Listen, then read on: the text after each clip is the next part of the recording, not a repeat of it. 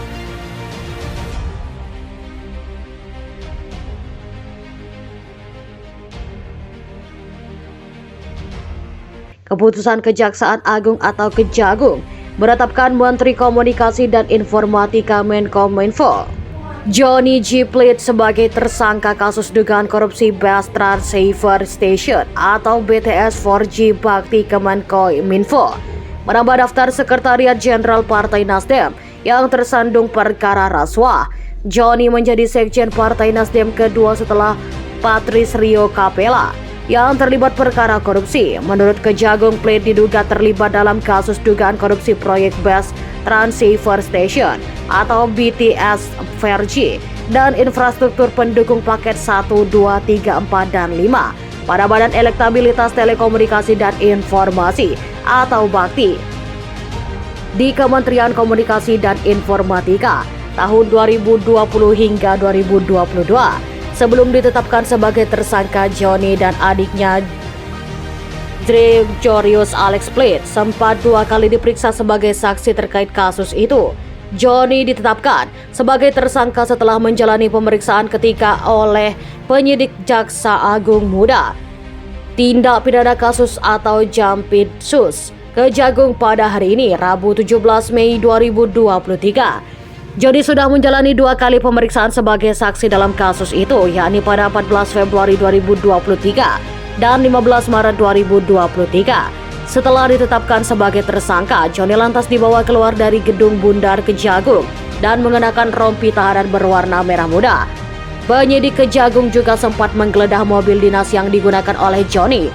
Berdasarkan pemeriksaan hari ini, setelah kami evaluasi, kami simpulkan terdapat cukup bukti bahwa yang bersangkutan Johnny diduga terlibat dalam peristiwa tindak pidana korupsi proyek pembangunan infrastruktur BTS 4G paket 1 sampai 5. Kata Direktur Penyidikan Jaksa Agung Muda Bidang Tindak Pidana Khusus atau Dirdik Jampitsus Kejagung tadi dalam konferensi pers di Kejagung, Jakarta, tentunya selaku pengguna anggaran dan juga selaku menteri atas hasil pemeriksaan tersebut, sehingga tim penyidik pada hari ini telah meningkatkan status bersangkutan dari saksi menjadi tersangka. Sambung Kuntadi. Kuntadi mengatakan penyidik Kejagung memutuskan menahan Johnny untuk kepentingan penyidikan selama 20 hari ke depan di Rutan Salemba Cabang Kejagung.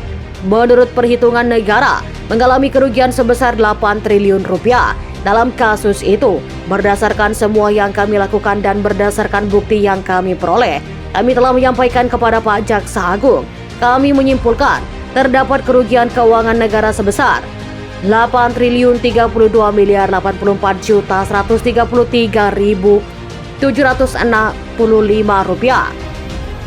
Kata Kepala BPKP Muhammad Yusuf Ateh di Gedung Kejagung, Jakarta, Senin 15 Mei 2023. Awal mula Johnny ikut terseret dalam kasus itu setelah sang adik Gregorius Alex Plate diduga menerima sejumlah uang fasilitas dari anggaran bakti. Uang yang diterima Alex mencapai 534 juta.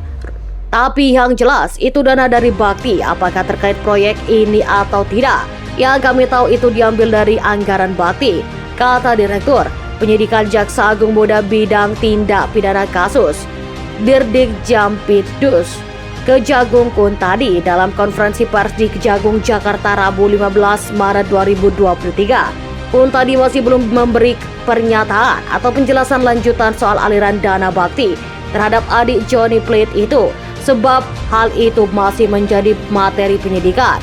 Kuntadi hanya menegaskan pihaknya masih terus mendalami posisi serta keterkaitan Gregorius Alex Plate dalam proyek bakti. Menurutnya ada kemungkinan Gregorius berkaitan dengan jabatan kakaknya atau Menkominfo. Sampai saat ini, Gregorius masih berstatus sebagai saksi. Saat ini Johnny dicopot dari posisinya sebagai Sekretaris Jenderal Partai Nasdem dan digantikan oleh Hermawa Taslim. Johnny seperti mengikuti jejak Rio Patrice Capella sebagai sesama sekjen Partai Nasdem yang terlibat korupsi. Rio tercatat terlibat dalam kasus suap dari Gubernur nonaktif Sumatera Utara, Gatot Pujo Nugroho, dan istrinya Elvi Susanti. Menurut putusan, Rio diduga menerima gratifikasi terkait proses penanganan perkara bantuan daerah, tunggakan dana bagi hasil, dan penyertaan modal sejumlah badan usaha milik daerah di Sumatera Utara oleh kejaksaan yang menjerat Gatot dan Evi. Dalam kasus itu, Gatot Pujo Nugroho dan istrinya diduga memberikan uang sebesar 200 juta rupiah kepada Rio melalui Francisca Insani Rahesti, pegawai staf magang di kantor OC Kaligis. Pemberian suap itu dilakukan supaya Rio mau membantu Gatot supaya tidak diusut sebagai tersangka dalam kasus bansos yang ditangani Kejaksaan Agung. Rio kemudian ditetapkan sebagai tersangka oleh Komisi Pemberantasan Korupsi atau KPK. Majelis Hakim pada Pengadilan Tindak Pidana Korupsi Jakarta menjatuhkan vonis 1,5 tahun penjara kepada Rio. Hakim juga menjatuhkan hukuman pencabutan hak politik. Alhasil, Rio tidak bisa menggunakan hak untuk memilih dan dipilih dalam jabatan publik hingga Desember 2019. Bagaimana pendapat Anda? Silahkan komen di kolom komentar.